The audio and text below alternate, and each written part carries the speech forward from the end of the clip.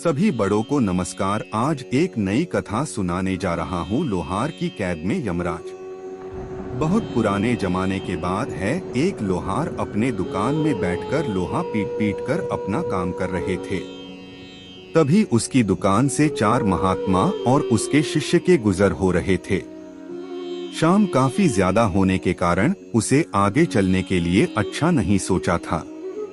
उन्होंने लोहार के दुकान में गया और कहा कि क्या मुझे आज रात के लिए यहाँ रहने की व्यवस्था हो सकती है। उसके बाद लोहार कहता है कि यह कोई पूछने की बात है। आप जैसे महात्माओं को शरण देने और हमें आपके मेहमान नवाजी करने का मौका दो बहुत ही किस्मत से ही मिलता है। उसके बाद लोहार ने महात्मा जी के ठहरने की पूरी अच्छी सी व्यवस्था किया। उनका अच्छा से मेहमान नवाजी किया और उसके बाद उनका पूरे आने जाने के थकान के कारण होने वाले सभी प्रकार के दवाइयों का भी निवारण किया।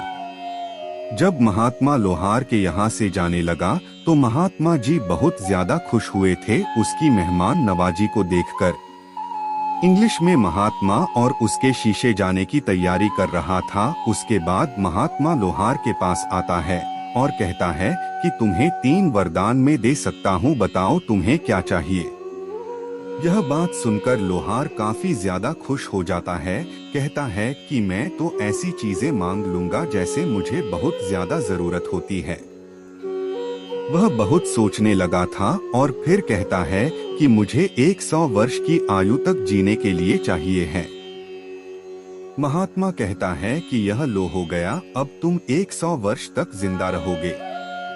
उसके बाद उसने महात्मा कहता है कि तुम अपना अगले इच्छा बताओ, मैं जरूर उसे पूरा करूंगा।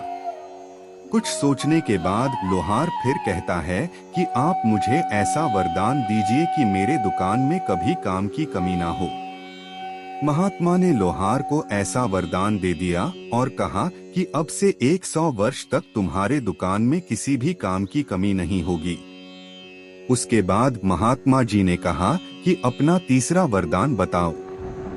लोहार के पास कुछ समझ में नहीं आया। वहाँ जल्दीबाजी कह दिया कि इस कुर्सी में जो भी बैठेगा वह मेरी मर्जी के बिना नहीं उठ पाएगा, ऐसा वरदान दीजिए। महात्मा जी ने हुआ वरदान उसे दे दिया। उन्होंने कहा कि आज के बाद जो भी इस कुर्सी में बैठेगा वह तुम्हारी मर्जी के बगैर उठ नहीं पाएगा। उनकी जिंदगी अपनी खुशी चलने लगी थी। उसके पास किसी प्रकार का कोई काम की कमी बिल्कुल भी नहीं हो रही थी कभी भी। उसके बाद उन्होंने बहुत दिनों तक हटा करना और जवान रहा, लेकिन उसके सभी साथियों मर गए थे और कुछ तुम वरना बूढ़े हो गए थे कि मरने वाला ही था। लेकिन लोहार को अभी तक कुछ भी नहीं हुआ था, क्योंकि लोहार को महात्मा जी ने 100 वर्ष जीने की वरदान जो दिया था। जैसे ही 100 वर्ष पूरा होने ही वाला था कि हम राजेश के त्योहार पर आता है और लोहा से कहता है कि तुम्हारा वक्त पूरा हो चुका है, चलो मेरे साथ। उसके बाद लोहार अपनी होशियारी दिखाता है और यमुना से कहता है कि मुझे थोड़ी सी काम है, मैं हथियारों को अलग अलग करके एक जगह रख दूं ताकि जो भी आएगा इसे ले जाएगा अपने प्रयोग के लिए। उसके बाद लोहार यमुना से कहता है कि आप उस कुर्सी पर बैठे 2 मिनट में मैं अपना काम पूरा कर लेता हूँ, मैं फिर आपके साथ चलने के लिए तैयार रहूंगा। जैसे ही महात्मा जी वरदान दिया गया, कुर्सी पर यमराज जी बैठता है। लोहार बहुत ज्यादा खुश हो जाता है। वह बहुत ज्यादा जोरों से हंसने लगता है और कहता है कि आप मेरी मर्जी के बगैर तो कोई उठ भी नहीं पाएगा, तुम मुझे मेरी मृत्यु तक पैसे लेकर जाओगे। उसके बाद लोहार वहां से चला जाता है और खुशी खुशी अपने घर में जाकर पार्टी करने के बारे में सोचता है। वजह से ही मुर्गे को काटने के लिए खोजता है तो मुर्गा काटकर तुरंत वापस जुड़ जाता है, क्योंकि यमराज जी को तो उन्होंने वहां पर बैठाकर कैद करके रखा था। इस कारण से पूरी दुनिया में किसी की भी मृत्यु उस वक्त नहीं हो रही थी। फिर उसके बाद लोहार ने एक बकरी बुलाया। उन्होंने कहा कि चलो इस बकरे की मीट से आज हम पार्टी करने में करेंगे। फिर उन्होंने जैसे ही बकरे को काटने की कोशिश की, बकरा नहीं करता और वापस जुड़ गया। और फिर वहां से भाग गया। उसके बाद लोहार सोचता है कि इस दुनिया में तो किसी की मृत्यु हो अभी नामुमकिन है। लोहार को मरने की बिल्कुल भी इच्छा नहीं थी। उन्होंने सोचा कि चलो मैं दाल चावल और प्राकृतिक चीजें खाकर ही गुजारा कर लूंगा, लेकिन मैं अपनी मृत्यु का मजा नहीं सकूंगा।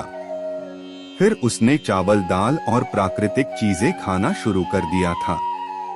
यमराज जी को उस कुर्सी पर बैठे करीब करीब 1 साल बीत गए थे। पूरी दुनिया में तबाही का मंजर था, क्योंकि किसी की भी मृत्यु में ना होने के कारण आसमान पूरी तरह से मच्छर मक्खियों से काला पड़ गया था।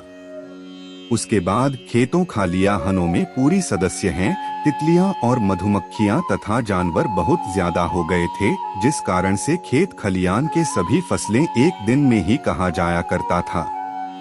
पूरी पृथ्वी पर बहुत ज्यादा जहरीले सांप पैदा हो गए थे और बहुत ज्यादा बड़े बड़े सांप पैदा हो गए थे, क्योंकि उसकी मृत्यु भी नहीं हो रही थी।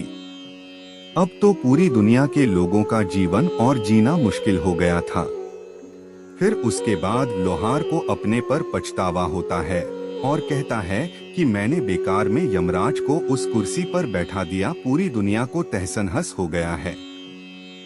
फिर उसके बाद लोहार को अपने आप पर पछतावा होता है और कहता है कि मुझे तो मौत का मजा चखना ही है, क्यों न हम पूरी दुनिया को बचा ले, वो यमराज को वहां से आजाद कर दे।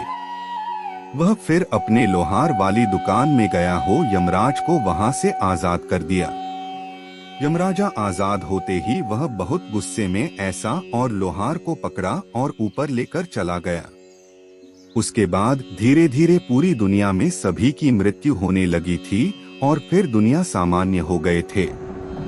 सभी मनुष्य के जीवन और मृत्यु एक परम सत्य है और सभी को मृत्यु आना ही है। कोई भी मृत्यु से भाग नहीं सकता है। इस धार्मिक कहानी में हमें यह सीख मिलती है कि हमें सभी को मौत का मजा तो लेना ही है, मौत से कोई भाग नहीं सकता है। किसी की मृत्यु कभी भी किसी भी वक्त हो सकती, इसलिए कोई भी ज्यादा अपने घमंड को बढ़ावा ना करें और मनुष्य मनुष्य के काम आने का प्रबंध करें। उम्मीद है कि हमारे तरफ से जारी किया गया कहानी मतलब की जय धार्मिक कहानियां आप सभी लोगों को काफी ज्यादा पसंद आया होगा। यदि हमारे द्वारा जारी किया गया कहानी पसंद आता है तो कृपया करके इसे अपने दोस्तों, अपने परिवार वालों के साथ जरूर शेयर करें, ताकि सभी को उसकी जानकारी का पता चल सके। दोस्तों, इस वीडियो में बस इतना ही, मिलते हैं अगले वीडियो में। अपना ख्याल रखिएगा।